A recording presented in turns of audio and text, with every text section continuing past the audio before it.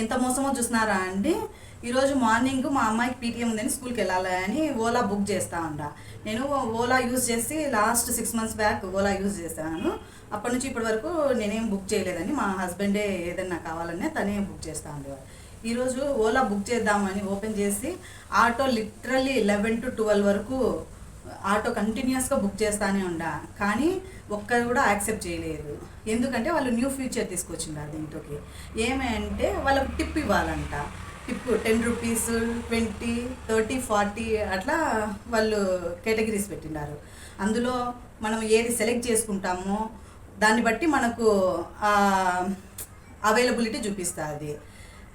చూసారా ఎంత మోసమో. మనం 40 రూపీస్ హైయెస్ట్ అమౌంట్ పే చేస్తే మనకు త్వరగా బుక్ అయిపోయే ఛాన్సెస్ ఉంటాయి. అది కూడా వాళ్ళు లిటరల్గా చూపిస్తున్నారు మెసేజ్. బట్ చూస్తున్నారా అండి, మనం అమౌంట్ పే చేస్తే అది వాళ్ళు ఎక్స్ట్రా అమౌంట్ ఎక్స్ట్రా యాడ్ చేసినట్లు ఏం పెట్టట్లేదు.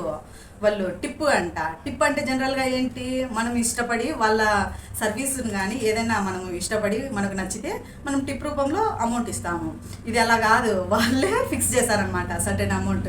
ఈ అమౌంట్ ఇస్తే మీ సర్వీసింగ్ క్విక్గా అవుతుంది అనేలాగా. జనరల్గా 11 to 12 అనేది కొంచెం బిజీ అవర్సే, బట్ లిటరలీ 1 hour వెయిట్ చేసేసినాను. కానీ నాకు ఒక్క ఆటో అంటే ఒక్కటి కూడా బుక్ కాలేదు. తర్వాత మా హస్బెండ్తో ఎంక్వైరీ చేస్తే లేదు అలా లేదులే అనేసి తర్వాత క్యాబ్ బుక్ చేసుకొని నేను వెళ్ళి రావాల్సి వచ్చింది. చూసారా మోసం ఎలా చేస్తారో.